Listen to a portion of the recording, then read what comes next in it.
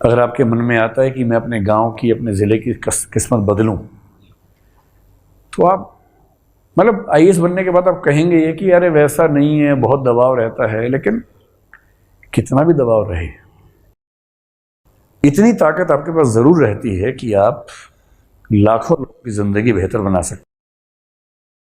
मैं आजकल एक एग्जाम्पल दे के बात समझाता हूँ। उत्तर प्रदेश के ही एक अधिकारी हैं, मेरे विद्यार्थी हैं, पुलिस में है, आईपीएस हैं, सीनियर हो गए तो काफ़ी।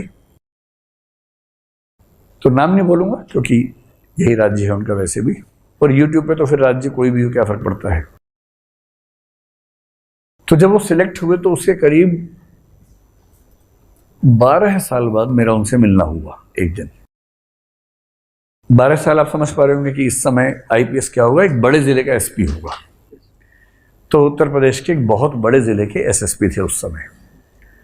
मैं संयोग से उस जिले में किसी एक प्रोग्राम के लिए गया हुआ था, किसी से कोई मतलब किसी का विवाह था, वहां गया हुआ था, वो भी आए हुए थे।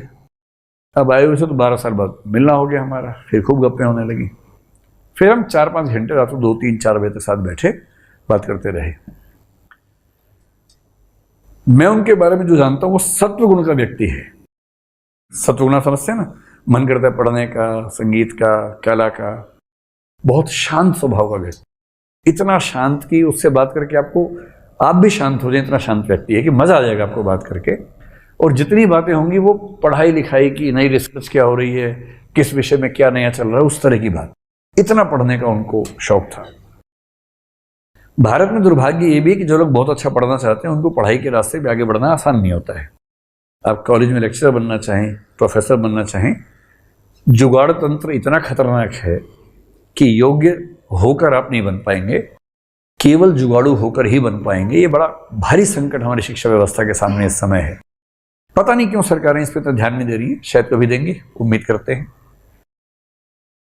तो उसका मन तो था प्रोफेसर बनने का, शायद मुझे लगता है उसको समझ में आ गया होगा कि बहुत आसान नहीं है, तो उसने आईएएस एग्जाम दे दिया और रैंक थोड़ा सा पीछे रहा तो आईपीएस बना। काडर यही है। 12 साल बाद मुझे मिला था, बहुत बड़े जिले में एसएसपी था। तो मैंने उससे बाद में पूछा अकेले, मैंने कहा ये बताओ तुम्हें सच में खुशी मिलती है?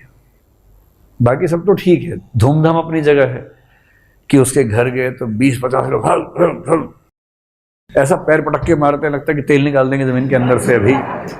वो तो उनकी नौकरी में है ही, नॉर्मल बात है। सब बंदूकधारी खड़े हुए, इतनी गाड़ियां खड़ी हैं, टाइम टाइम टाइम टाइम चल रहा है उस समय। ये मतलब मोदी जी ने टाइम टाइम बंद किया, उससे पहले की बात बता रहा हूं। तो जब अकेले बैठे मैंने उससे पूछा, मैंने भाई सच में मजा आता है? क्योंकि ये सब चीज 4 दिन अच्छी लगती हैं। तो शुरू में अच्छा लगता है, सच में अच्छा लगता है कि आप पुलिस कांस्टेबल को देके भाग जाते थे पहले। भाई अगर आप कहीं बैठे हो और एक कांस्टेबल आपके पास चलता हुआ है, दिल कैसा होता है, धक धक होने लगता है कि ये मेरी तरफ क्यों आ रहा है। और वाकई तरह पूछे भाई टाइम क्या हुआ है, आप मेरे भाई साहब वहीं से पूछ लेते ना दूर से, इतनी देर में क्या क्या हो गया मेरे साथ आपको अंदाजा नहीं है, पूरा केमिकल चेंजेस आ गए मेरे अंदर इतनी देर में। तो ऐसे मत किया करो यार, दूर से पूछ लिया करो। कांस्टेबल को देख के जिसकी मतलब हवा खिसक जाती हो, वो बन गया आईपीएस। अब आईपीएस बनते क्या होता है, बदल जाता है सब कुछ जीवन में। ऐसा बदलता है, फिर क्या हो रहा है कि आप जिस जिले में रहते हैं वहां के एसपी का फोन आ रहा है कि अरे आइए किसी चाय पीते हैं। आपने कहा जी सर कहाँ आना होगा? बोले अरे बेटा हम गाड़ी भेज रहे हैं, तुम आ जाओ। अब थोड़ी देर में टाइम टाइम टाइम टाइम की आवाज है, आपके घर के बाहर 3 गाड़ियां खड़ी हैं, एसएचओ आया हुआ है और वो वाला कांस्टेबल भी आया हुआ है साथ में। आप समझ नहीं पा रहे, आप कह रहे हैं कि आइए बैठिए पानी पी लीजिए। नहीं सर क्या sir sir sir sir sir जनाब जनाब जनाब। फिर आप गए, बैठे गाड़ी में, आप सकुचाई से बैठे हैं कि थोड़ी जगह में बैठ जाऊं। फिर वो लेके गए हैं एसपी साहब, पूरा देखा आपने, क्या बात है, सैकड़ों पुलिस वाले सब सलाम कर रहे हैं आपको। आपको लगता है कुछ तो हुआ है जीवन में बड़ा, भाई ये नॉर्मल बात तो नहीं है। फिर आप अभ्यस्त हो जाते हैं, आपको अच्छा लगने लगता है। आप कहीं जाते हैं 10 पुलिस वाले साथ जा रहे हैं, पैर पटक के सलाम कर रहे हैं, आपको लगता है कुछ तो बात है मेरे अंदर भाई। मैं नहीं समझ पा रहा था लेकिन कुछ तो है मेरे अंदर। पर जो कायदे का इंसान होता है ना, 10, 20, 25 दिन बाद, 2 महीने बाद इस बात से परेशान हो जाता है। आप अपने आराम से टहलने में कोई पैर पटक के मारे सर, आप गिरते गिरते बचे। आपको लग रहा है कि यार अच्छा भला अपने आप से बात करते हुए सैर कर रहा था, इतना पटक के मारता है। आपने कहा देखो यार ऐसा ये सब मत किया करो, है ना, दूर से नमस्ते कर दिया करो, काफी है। चलो सब ऐसे कैसे कर देंगे? तो जो सत्व गुण वाला व्यक्ति उसको अच्छा नहीं लगता है सब, रजस वाले को अच्छा लगता है कि थोड़ा और जोर से पटको पैर, जोर से बोलो सर, थोड़ा आवाज ऊंची बोलो सर, हाँ ऐसे सबको ट्रेनिंग दो। और जैसे हम शाम को आएंगे सब लाइन में खड़े होकर सर करना है, पैर पटक के, ठीक है। तब इस व्यक्ति को तो वो सब शौक था नहीं। तो इस व्यक्ति का विषय था यूपीएससी में हिंदी साहित्य, बैकग्राउंड भी थी उसकी। हिंदी साहित्य में एक उपन्यास है बहुत प्रसिद्ध, गोदान। उस गोदान में लखनऊ का भी जिक्र है, थोड़ा सा है, आसपास किसी जिले के बारे में है। प्रेमचंद बड़े खतरनाक लेखक थे।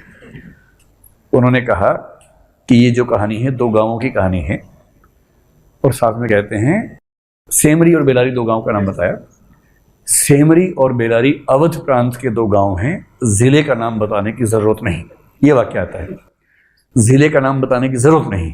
फिर क्या मतलब? इसका भाव ये है कि कोई भी जिला सोच लो यार, सभी जैसे हैं आसपास के।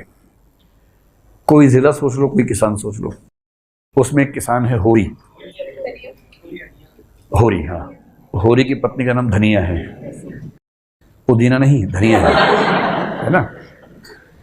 होरी का एक बेटा है, दरअसल उसका नाम गोवर्धन है, पर जब तक गोवर्धन के पास धन नहीं है तो उसका नाम तब तक गोबर है। इसलिए जब वो लखनऊ के अमीर बन गया तो लोग उसे गोवर्धन भैया कहने लग गए। तो भैया भी बाद में लगा और धन भी बाद में लगा।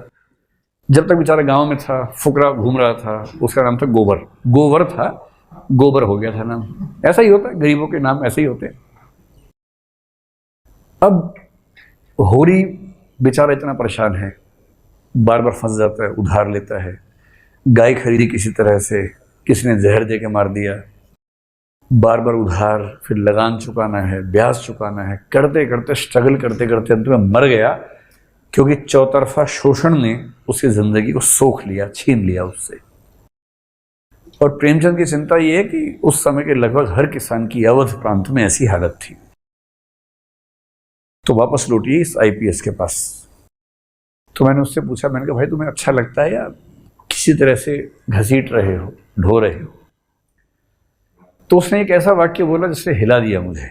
तब से मैं सारे बच्चों को जब वो इंटरव्यू देते हैं उस समय उनको ये वाक्य बताता हूँ, बिना उसका नाम बताए। उसने कहा सर नौकरी ठीक ही है, कोई दिक्कत वाली बात नहीं है, ठीक ही चल रही है, बस संतोष एक ही बात का है कि हर सप्ताह एक ना एक होरी की जिंदगी बचा लेता हूं। अभी सोच के देखिए,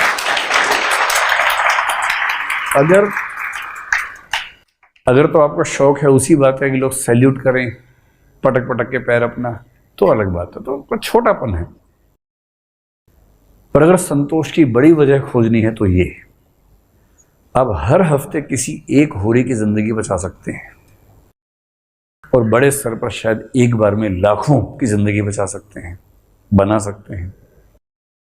आप एक जिले में डीएम होके कोई वहां पर ऐसा काम कर सकते हैं जो आने वाली पीढ़ियां याद रखें कि इस एक व्यक्ति ने हमारे जिले की किस्मत को कैसे बदला।